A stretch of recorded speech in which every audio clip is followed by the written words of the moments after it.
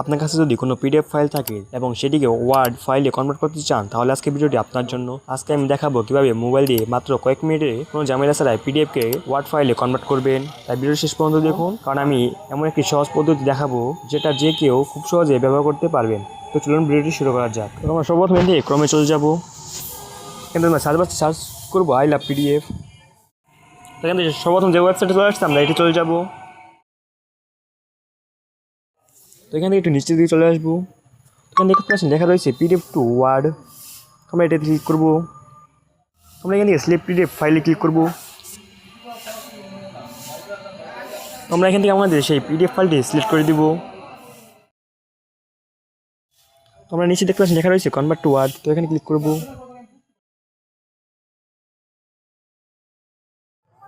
তো দেখতে পাচ্ছেন আমাদের পিডিএফ ফাইলটি কিন্তু ওয়ার্ডে কনভার্ট হয়ে গেছে। তো আমরা এখান থেকে ডাউনলোড ওয়ার্ডে ক্লিক করবো।